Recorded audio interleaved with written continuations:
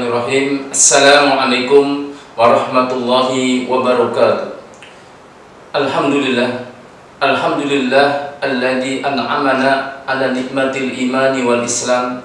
Wassalatu wassalamu ala asrofil anbiya'i wal mursalin Sayyidina wa maulana Muhammadin wa ala alihi wa ashabihi ajma'in, amma ba'du.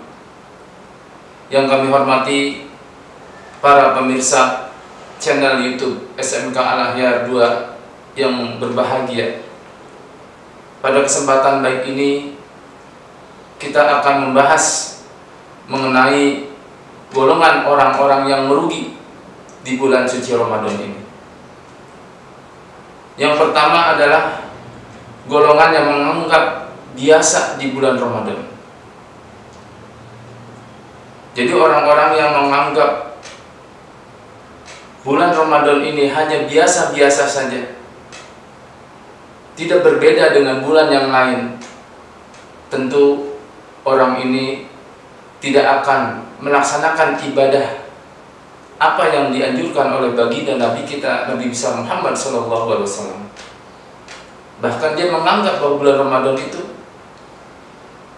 seolah-olah tidak ada, hanya biasa saja, sama seperti bulan-bulan yang lainnya, sehingga dia tidak memanfaatkan makna daripada bulan Ramadan. Padahal bulan Ramadan ini adalah penuh dengan ampunan, penuh dengan kebaikan-kebaikan dan pahala yang sangat besar. Pada Rasulullah SAW telah mengingatkan kepada kita, man shoma ramadhana imanan wahtisaban ghufira lahu ma taqaddama min dambihi. Yang artinya barang siapa yang melaksanakan puasa di bulan Ramadan dengan penuh keikhlasan karena Allah, maka dia akan diampuni dosanya yang telah lalu. Bahkan orang-orang yang benar-benar tahu tentang betapa pentingnya bulan suci Ramadan ini, dia akan bergegas, dia akan bersungguh-sungguh untuk mencari pahala kebaikan-kebaikan di bulan Ramadan. Dia akan manfaatkan. Tetapi sungguh merugi jika ada seseorang yang menganggap bulan Ramadan ini hanya biasa-biasa saja. Tentu ini sangat kita sayangkan. Ini golongan yang pertama. Golongan yang kedua adalah golongan yang ketika di bulan Ramadan dia berubah alim, tetapi hanya di bulan Ramadan saja. Mungkin pada saat datangnya bulan suci Ramadan dia bergegas dengan semangat, di mana pada malam pertama kali atau malam pertama sholat taraweh dia bersungguh-sungguh untuk melaksanakan ibadah sholat sunat taraweh dan ibadah-ibadah yang lain. Tetapi sangat disayangkan ketika ia beribadah, ketika ia melaksanakan sholat-sholat, baiknya sholat wajib maupun sunnah, hanya di bulan Ramadan saja. Tetapi setelah di luar Ramadan dia tidak melaksanakan sholat sunat maupun yang wajib. Ataupun biasanya ibu-ibu,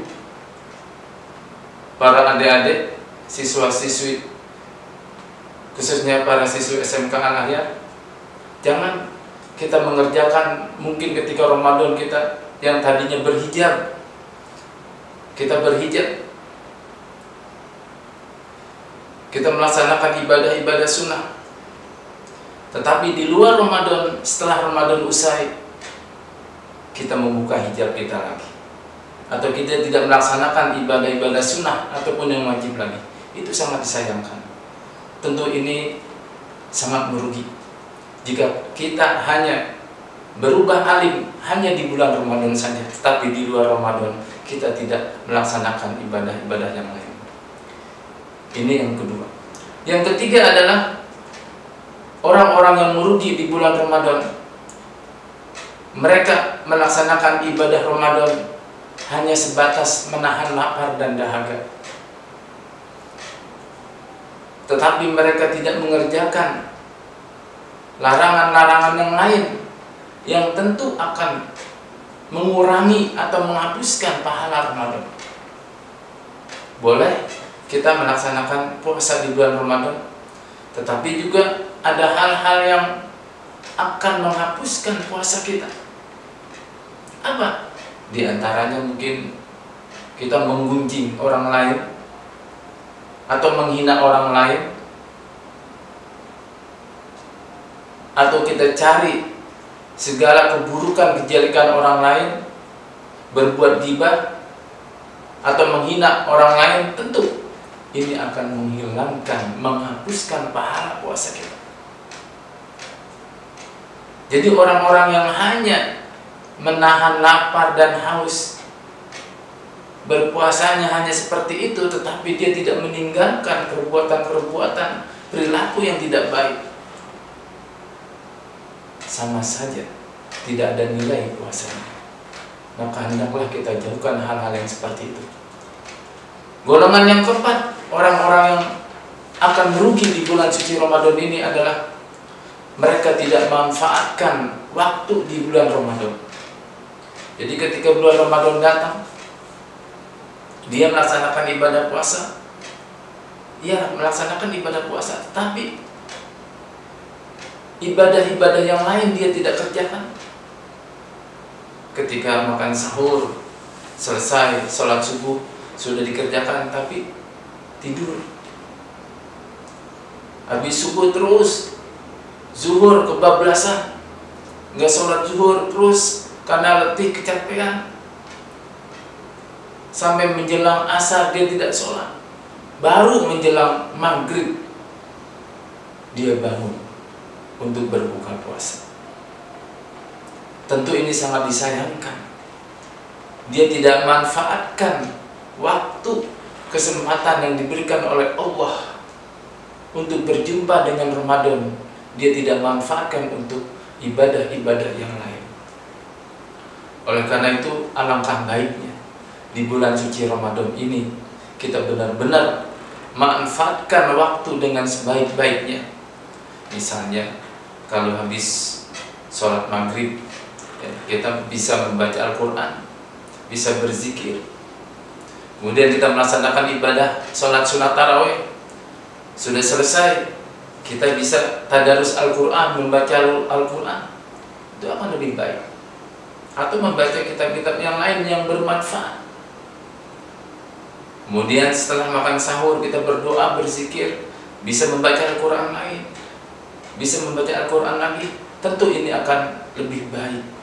Jadi kita manfaatkan waktu-waktu Ramadan ini dengan sebaik-baiknya.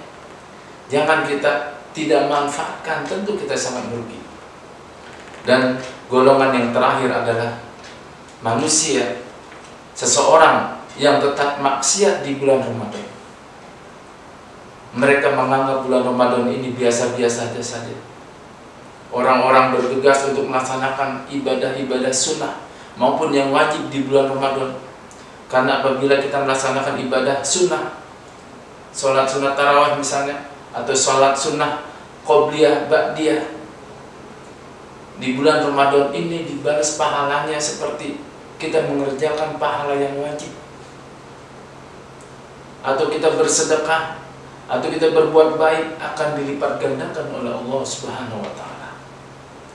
Tetapi sungguh sangat merugi jika ada segelintir orang, segelintir manusia, dia tetap melaksanakan atau bermaksiat kepada Allah.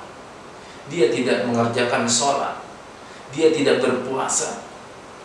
Orang-orang pada malam hari bangun malam makan sahur, dia tidur. Pada pagi hari, siang hari kita melaksanakan ibadah puasa, dia berada di mana? Makan siang. Bahkan kita lihat ada yang namanya warung kopi, warung makan. Memang wajahnya tidak kelihatan, tapi hanya kakinya kelihatan. Dia merasa malu. Tapi disinilah sungguh sangat merugi jika kita termasuk adalah orang-orang yang tetap bermaksiat, tidak menjauhkan hal-hal yang dilarang oleh Allah Subhanahu wa Ta'ala. Oleh karena itu, pada kesempatan inilah Allah masih memberikan kepada kita umur yang panjang. Allah masih sayang kepada kita. Kita diberikan nikmat untuk berjumpa di bulan Ramadan ini. Ini adalah hal yang sangat luar biasa. Maka jika kita tidak manfaatkan, sungguh kita termasuk orang-orang yang merugi. Oleh karena itu, mari kita bersama-sama untuk senantiasa berdoa memohon kepada Allah. Mudah-mudahan di bulan Ramadan yang penuh ampunan ini, yang penuh rahmat ini, kita mohon kepada Allah, mudah-mudahan kita semua diselamatkan oleh Allah dari azab neraka, dan pada akhir Ramadan nanti kita mendapatkan ampunannya. Mari kita mengangkat kedua tangan kita menengadah, kita mohon kepada Allah. Bismillahirrahmanirrahim. Astagfirullahaladzim, astagfirullahaladzim. Alladhi ya maulana ya ma'bud. Allahumma salli wa sallim ala sayyidina Muhammadin fil awwalin wal akhirin. Salli wa sallim radhiyallahu tabaraka wa ta'ala an kulli sadatina ashabi rasulillahi ajma'in. Bismillahirrahmanirrahim. Allahumma ighfir lana dhunubana wa li walidayna warhamna warhamhuma kama rabbayana shighara. Rabbana taqabbal minna innaka antas samiul alim wa tub 'alaina innaka antat tawwabur rahim. Rabbana zalamna anfusana wa illam taghfir lana wa tarhamna lanakunanna minal khasirin.